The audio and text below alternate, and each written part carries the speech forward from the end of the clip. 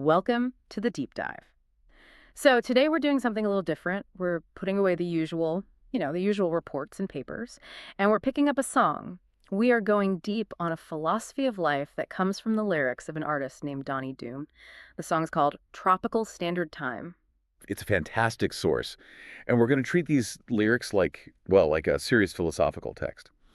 Because even though it's fun, the framework it lays out is this really radical dismantling of modern work life. Everything from how you dress to, the very idea of being on time.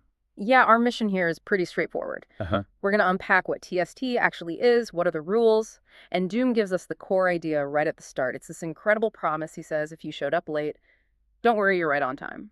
And that one line, that's the key to the whole thing. It's basically a declaration of independence from the tyranny of the clock. Mm-hmm. We're not just talking about being a bit more relaxed. We're analyzing a whole new system where time is defined by pleasure, not by a machine on the wall. Hmm. We need to figure out what makes this whole thing tick. Okay, let's do it. Let's start with that fundamental break from the corporate world. Segment 1, redefining punctuality and priorities. The first instruction is just immediate. He says, forget the clock, forget the grind. This isn't just, hitting the snooze button. It's a complete psychological break. And you immediately see the friction that creates with the real world. The boss keeps calling. Huh?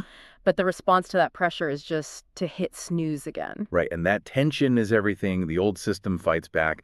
The boss is the voice of that conventional world, and he immediately gets labeled unreliable. But that's the whole point, isn't it? He's not unreliable under TST. He's perfectly on schedule. He's perfectly calibrated. Exactly. So if the clock is gone, what replaces it? The song gives us this brilliant new metric for time.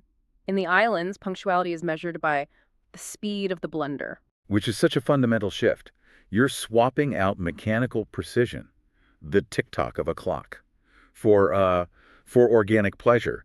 The new time standard isn't set by some external authority. It's set by how fast you can get to the next moment of enjoyment. Okay, but I have to push back a little on that. Are we not just trading one machine for another?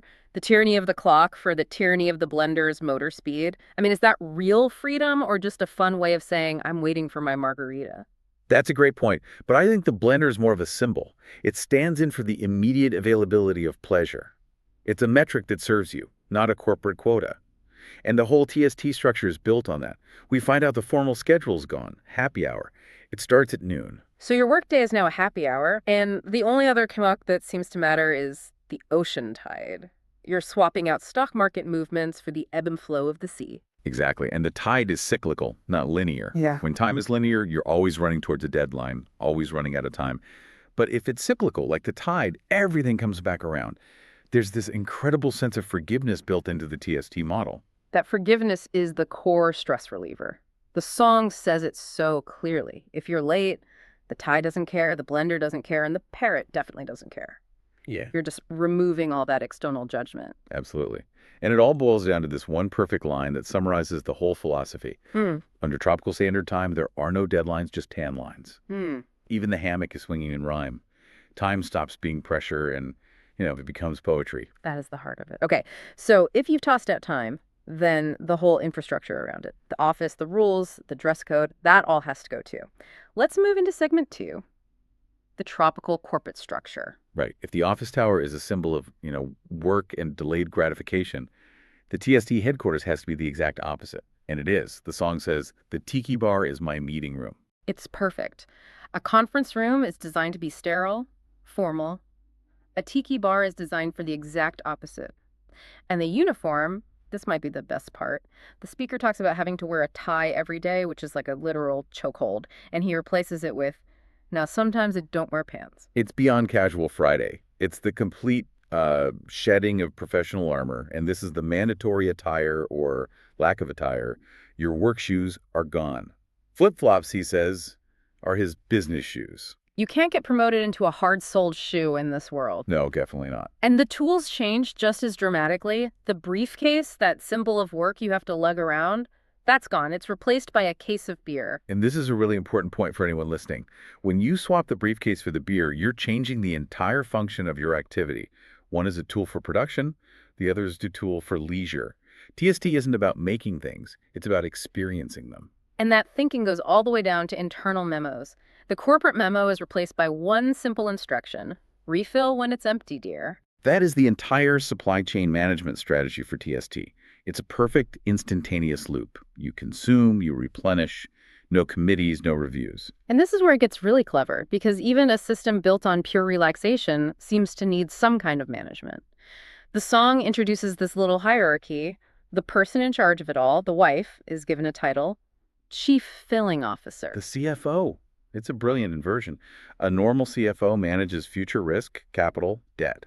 The TST chief filling officer manages the immediate supply of enjoyment, the beer, the rum. And the lyrics say she takes her job very seriously. That detail is so crucial. It proves TST isn't just chaos, it's a commitment to a different set of priorities. The new hierarchy serves relaxation, not profit. It's a microeconomy of happiness, really. And the CFO is the guardian of that value. Perfect. Okay, so we redefine time, we've inverted the office. Let's move to segment 3 and talk about the actual stakes. What holds this all together, and what's the final choice it presents? Well, the environment itself is like the engine keeping TST running. It's a whole ecosystem designed to just eliminate stress. We're told the sun and the rum both shine. It's this constant supply of good weather and good cheer. And the music is part of that infrastructure.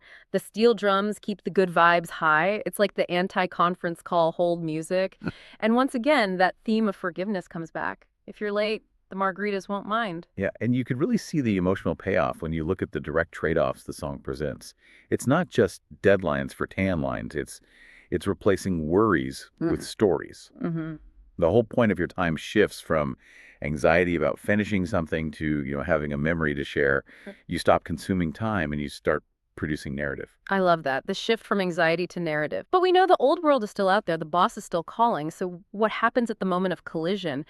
The song actually gives you the excuse to use for missing a meeting. This is the moment of truth.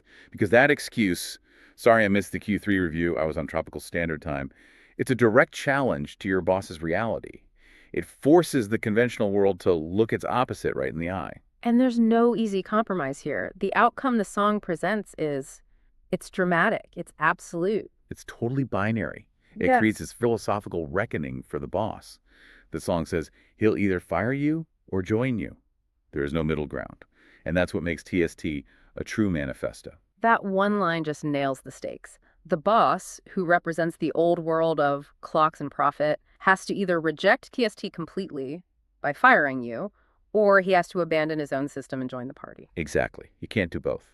You can't operate on Tropical Standard Time and Greenwich Mean Time at once. It's an all-or-nothing commitment. And this deep dive is really about understanding the structure of that all. That's a great way to put it. So let's wrap this up. What's the final takeaway from Donnie Doom's manifesto of radical relaxation? Tropical Standard Time is a deliberate, fully structured commitment to prioritizing your own happiness over any external demand. It swaps linear time for cyclical time, production for consumption, and formality for comfort. The whole thing is measured by, the speed of your personal enjoyment. You become the sole authority on whether you're on time. And that leaves you, our listener, with a final thought to chew on. The song gives us this beautiful blueprint for escape, but it raises a pretty practical question. If you really adopt Tropical Standard Time in our world, a world where your briefcase is a case of beer and, yeah, sometimes I don't wear pants, what do you have to sacrifice to maintain that? And on the flip side, what part of your own joy, your own internal rhythm, is being lost right now by sticking to the clock? It really just boils down to one measurement. Are you moving at the speed of the deadline, or are you moving at the speed of the blender?